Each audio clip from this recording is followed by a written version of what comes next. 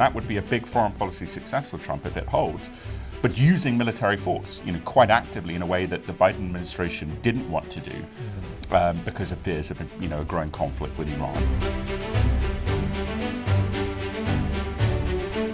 Hello, welcome to Restoring America, a project of the Washington Examiner. As always, please be sure to subscribe on whatever channels you may be watching us today. I'm joined again by Tom Rogan. Tom, it's been a few weeks. Good to see you here again. What do you make of this latest development recently of Mike Waltz leaving the National Security Council and some shakeups in the Trump National Security Team? Yeah, good to be back with you, Jeremiah. I think the first point here is that now someone has fallen on the Signalgate scandal, and I think, frankly, that should have happened. I think it's interesting that Mike Waltz seems to have sort of got a pretty good gig in terms of the appointment to be the U.S. ambassador to the UN, assuming he can pass the Senate confirmation, which I think is an open question. But the secondary point, Pete Hegseth, who I would say was perhaps more wrong in terms of what he put in the Signal chat, still around, still seems to be consolidated.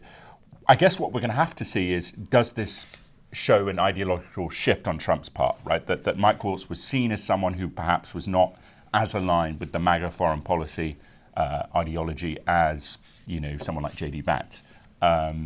So who replaces him, I think, will be a big indicator. But the first point to note is, yes, there has been a casualty to Signal. I think the ideological point that you bring up is a really fascinating one, because a lot of people, the Trump administration to this point has projected a rather significant image of unity, which was missing in the first administration. And even Mike Waltz, who publicly was, saying the president's doing, I'm behind what the president wants, like 100%. But we've heard from, through various reporting that behind the scenes, that really wasn't so much the case, right? And that he kind of was already on the outs inside the cabinet and was kind of a non-factor in a lot of ways. What do you make of that? Yeah, I think to a degree you could see that in terms of, with Laura Loomer then saying there were various staffers to Trump that she thought should be fired, and they were fired. Waltz couldn't protect them. Clearly that undercut his credibility.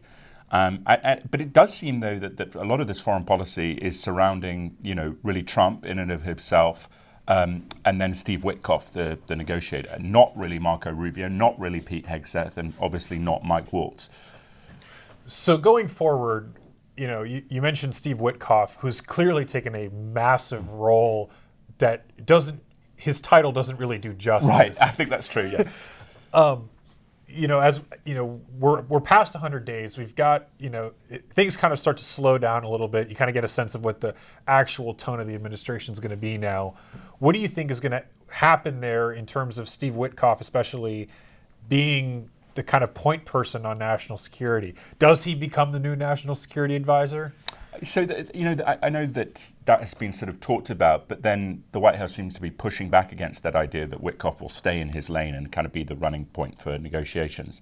It's hard to say. I mean, President Trump has obviously commented on the idea of Stephen Miller taking on the role.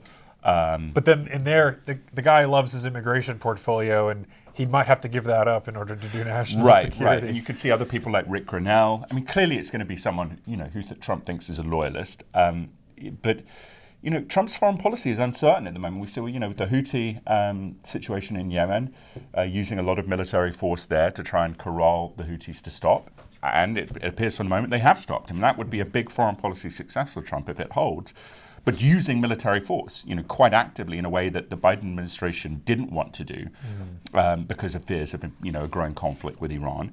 But all these are, foreign policy issues coming up. Russia, Ukraine, are we going to sanction the Russians for playing games against a deal with the Ukrainians? Are we going to agree to a deal with Iran in terms of a new nuclear arrangement? And another part of that region is starting to bubble up a little bit on the India and Pakistan border. Right, exactly, and that could be big bubbling with thermonuclear warheads. So there's a real, but I think also Trump probably likes that, right? That's the opportunity to be a deal maker. So it's uncertain what will happen, and I guess we don't know, but it's interesting. One thing you mentioned that Trump has been, we're not really sure what he's been doing, but lately especially with Russia, he's kind of taken a little bit of a different tack than he had been at this point through the administration. And it, not coincidentally, I think, was right after he was able to get Zelensky to finally sign the minerals deal, which happened, in large part because they met again at the Pope Francis's funeral. But then, now we're talking about how even J.D. Vance is saying that Russia isn't even being cooperative. What do you make of that? Yeah, I mean, the rhetoric has shifted, but the action hasn't. And one of the things I think that is problematic if you are trying to get a deal is that you can't put pressure physically on Ukrainians by doing things like pulling intelligence support, arms supplies, which happened, and very public rebukes, and then not do the same to the Russians. There has to be, I think, some kind of new sanctions effort if the president is sincere about wanting a deal. Because if he doesn't do that, the Russians will keep playing him. At least that's what they think they're doing. Do you think that, and I think there's a good chance of this, but it seems like, maybe that the U.S. might see the situation as a bit hopeless and move on to other projects? Yeah, you've seen those indications. And frankly, that's the best course of action if the president is not willing to sanction the Russians to try and change their behavior, their calculus at the moment. And there's a victory in the effort, that trying for peace is not a negative thing. Right. And so I think, the Trump administration could move on with credibility intact. And frankly, some of the Europeans would probably prefer that, say, let us handle it.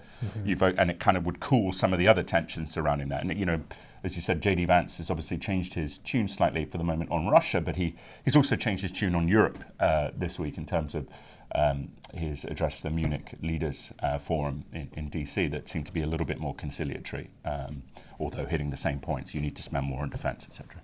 Tom, thanks again. Thanks so much for being here again. Thank you. Please be sure to check out our content at washingtonexaminer.com. Until next time.